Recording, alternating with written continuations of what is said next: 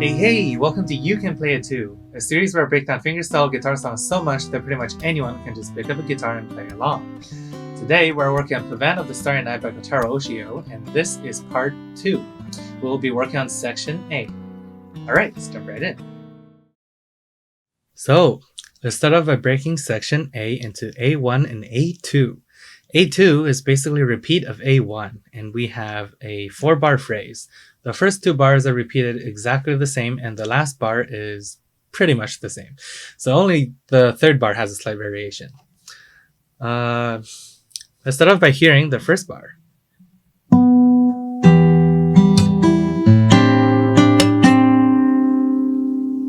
That is our first bar. And we connect to it from the intro. The intro we leave off right here. From here, all we have to do is keep our 3rd finger on and let go of the other fingers. And this is our first note of section A. We start off by playing this chord. I'm fretting the 8th fret on the 2nd string with my 2nd finger.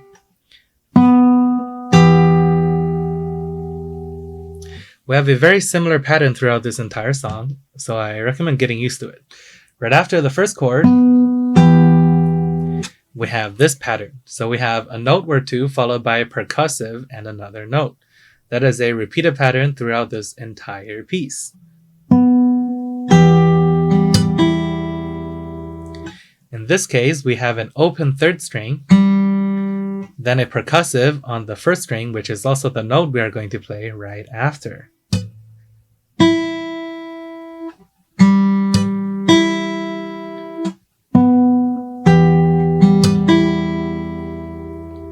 And then, from here, all we have to do is add on our 1st finger onto the 3rd string 7th fret, and our pinky on the 10th fret on the 4th string.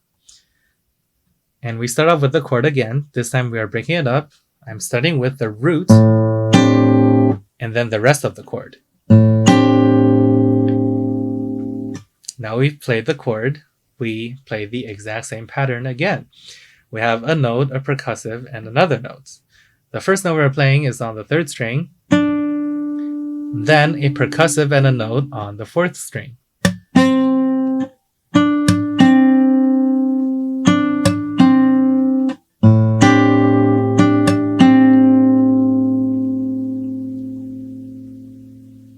Now on to bar 2.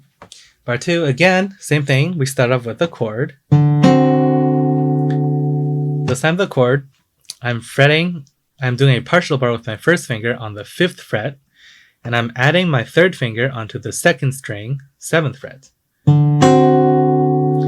We have an open 4th string as the root. After we play the chord, we have 2 notes before the percussive this time. So really all I'm doing is adding my pinky onto the 8th fret and then letting go again.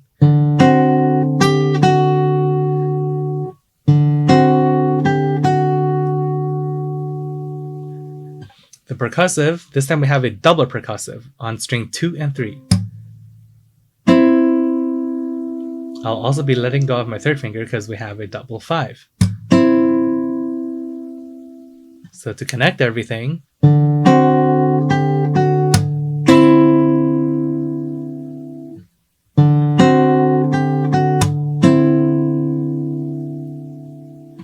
and then we have a G chord. This time we are also breaking it up, but we are inverting it. So we are playing the chord first and then the root.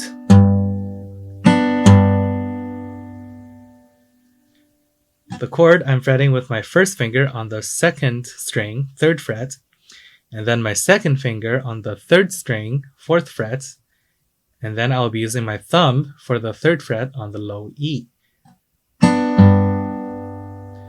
And now we follow the same pattern again. We play a single note on the 3rd string, a percussive on string 2 and 3, and plucking them right after. So now we have this.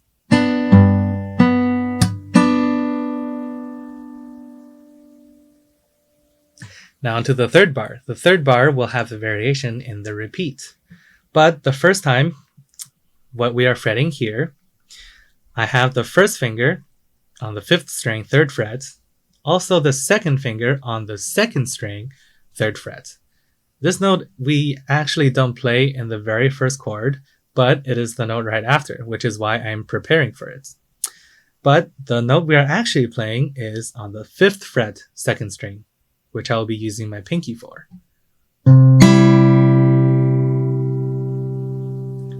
The notes we are playing after, all we have to do is let go of our pinky and then putting it back on.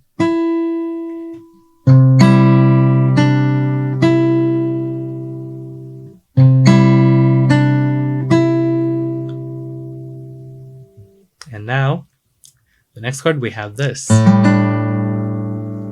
I'm using my first finger on the 2nd string, 3rd fret, and then my 3rd finger on the 4th string, 5th fret. The note we have right after, I'll be tucking my pinky right under my 3rd finger on the same fret.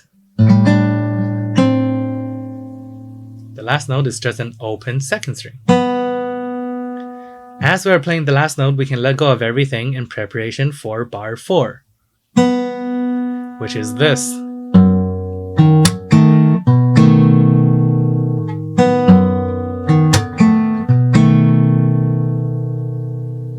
Here I'm using my thumb, but we'll cover a different method in a bit. So we start off with the open 2nd string, and then the root, which I'll be using my thumb for, is on the 2nd fret on the low E string. And then I'll be fretting the rest of the chord. I have my first finger on the 4th string, 1st fret, and my second finger on the 2nd fret, 3rd string.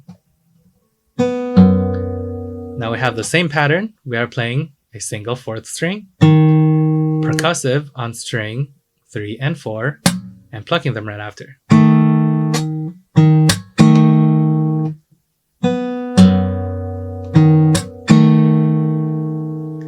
What we have right after, all we're doing is moving the root, so the note I'm fretting with my thumb, over one string on the exact same fret, and now playing the rest of the chord again.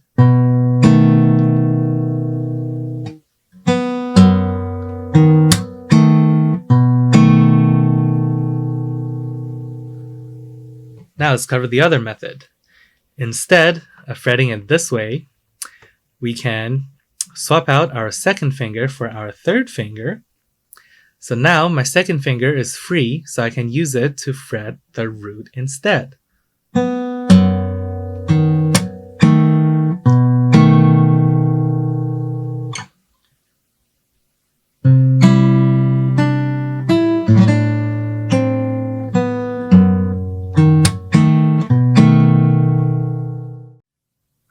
And now we just repeat. But instead of starting all the way up here, we can use an open 2nd string.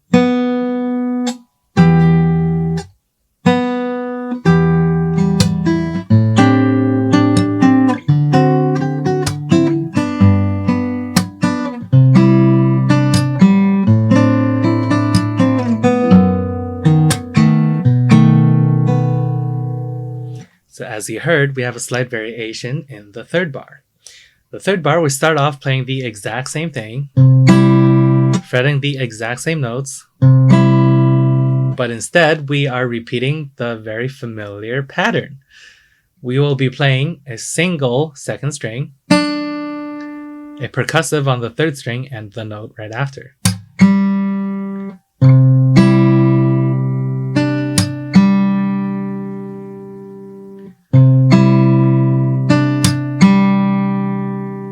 And then we have almost the same chord, but instead I'll be moving my 3rd finger over one string onto the 3rd string. And now we have 2 notes before the percussive, a 1st string and then a 2nd string. Then we have a percussive and the 3rd string.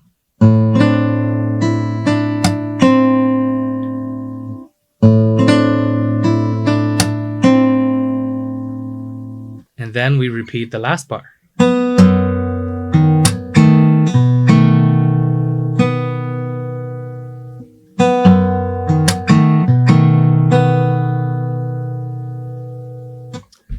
Now, small detail, the very last note is syncopated, so we are playing it right before the last beat. That is just a small detail to help us chain into section B, which we will cover in part 3. And that was part 2 of Pavane of the Starry Night by Kotaro Oshio. I hope you are able to follow along, and I also hope you are ready for part 3. If you have any questions about the techniques used, you can check out part 0 where I covered basically all the hard techniques used in this piece. Also, if you're interested, check out my full cover of this piece. I hope you have a nice day, and I will see you in the next part.